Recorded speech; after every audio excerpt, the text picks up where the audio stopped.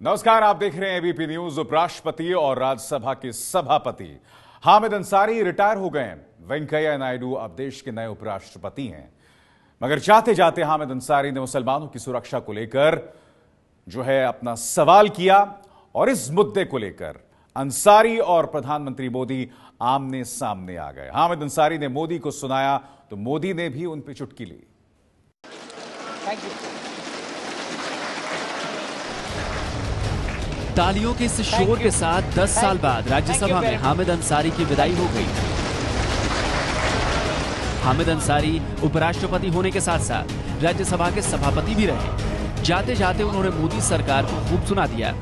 जाते जाते भी वो सरकार को इस बात का एहसास करा गए कि जिम्मेदारी सरकार की है कि अल्पसंख्यक सुरक्षित महसूस करें। The words of the most distinguished of my predecessors, Dr. Sarvapalli Radhakrishnan, and I quote, "A democracy is distinguished by the protection it gives to minorities. A democracy is likely to degenerate into a tyranny if it does not allow the opposition groups to criticize freely and frankly the policies of the government. But at the same time, the minorities have also their responsibilities." विदाई भाषण में हामिद अंसारी ने जो नहीं कहा वो विदाई interview में कह गए। कहा कि देश में बढ़ती असहनशीलता का मुद्दा वो पीएम मोदी के सामने उठा चुके हैं।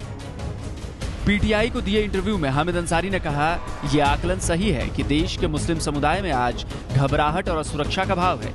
देश के अलग अलग हिस्सों में मुझे ऐसी बातें सुनने को मिलती हैं। भारत का समाज सदियों से बहुलतावादी रहा है, लेकिन इस सब के लिए स्वीकार्यता का ये माहौल अब खतरे में है। लोगों की भारतीयता पर सवाल खड़े करने की प्रवृत्ति भी बेहद चिंताजनक है।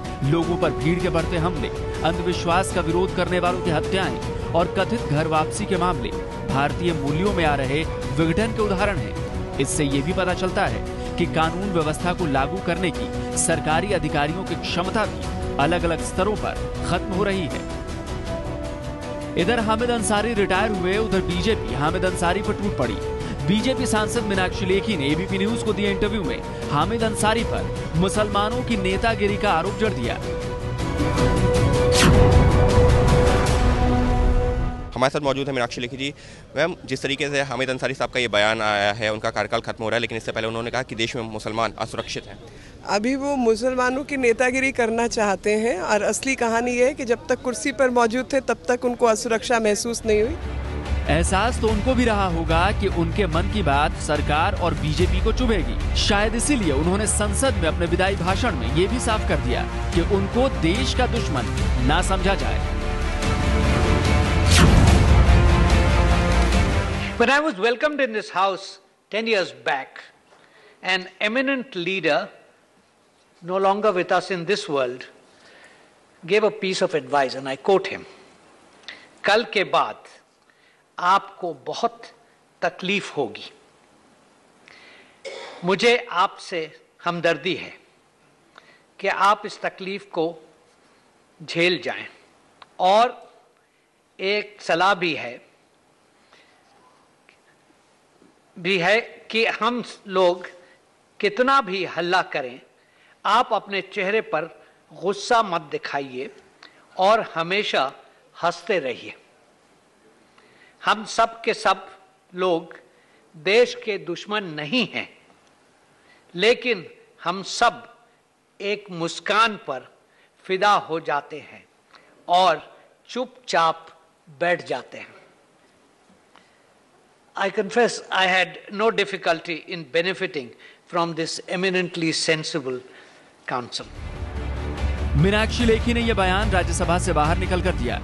राज्यसभा के अंदर पीएम मोदी ने हामिद अंसारी की तारीफों के पुल ये कहकर बांधे,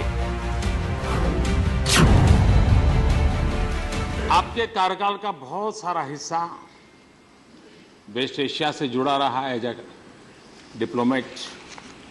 उसी दायरे में जिंदगी के बहुत वर्ष आपके गए, उसी माहौल में, उसी सोच में, उसी डिबेट में ऐसे लोगों के बीच में रहे। वहां से रिटायर होने के बाद भी ज़्यादातर काम वही रहा आपका, माइनॉरिटी कमीशन हो या अलीगढ़ यूनिवर्सिटी हो, तो एक दायरा आपका वही रहा। लेकिन ये 10 साल पूरी तरह एक अलग जिम्मा आपके सिर में आया और पूरी तरह एक एक पल संविधान के ही दायरे में चलाना, और आपने उसको बखूबी निभाने का भरपूर प्रयास किया। हो सकता है कुछ छटपटाहट रही होगी भीतर आपके अंदर भी, लेकिन आज के बाद शायद वो संकट आपको नहीं रहेगा। मुक्ति का आनंद भी रहेगा और अपने मूलभूत जो सोच रही होगी उसके अनुसार आपको कार्य करने का, सोचने का, बात बताने का अवसर भी मिलेगा। सचमुच हामिद अंसारी उपराष्ट्रपति रहते हुए भी अल्पसंख्यकों की सुरक्षा को लेकर बोलते रहे हैं। देश में असहिष्णुता का विवाद छिड़ा था और बुद्धिजीवी लोग विरोध में अवार्ड लौटा रहे थे, तब भी हामिद अंसारी ने सरकार को सचेत किया था।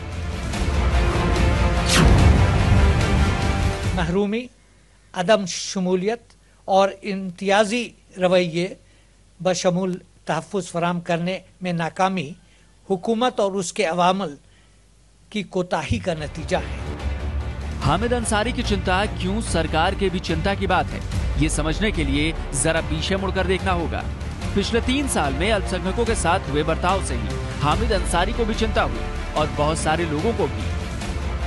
देश की कुल आबादी में मुस्लिम आबादी है 14.2%।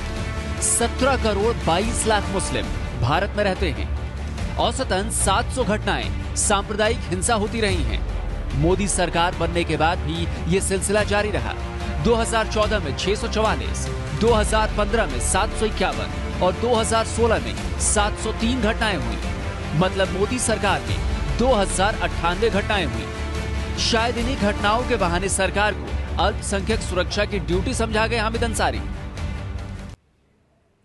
तो जैसे कि आपने देखा, बीजेपी नेताओं ने भी आउटगोइंग उपराष्ट्रपति हामिद अंसारी पर निशाना साधा। अब नए उपराष्ट्रपति वेंकैया नायडू ने भी राजनीतिक दुष्प्रचार बताकर उन पर निशाना साधा है। What is genuine secularism? That has to be defined. Some people are talking about it. Because secularism is being practiced in a distorted manner, and some people are saying out of as vote bank politics and all. So, as I said, irrespective of caste, creed, sex, religion and region, India is one. We are all Indians. You may belong to some community, he may belong to some other community, he may belong to some other community, he may belong to one region, other man may belong to other region, but we are all one. Equal opportunity, no discrimination on the basis of caste, creed, sex, religion or region. That is the way forward. That's what the country is following by and large, with a little aberrations here and there. Even that also has to be taken care. Even a small incident happening anywhere in the country, that has to be condemned.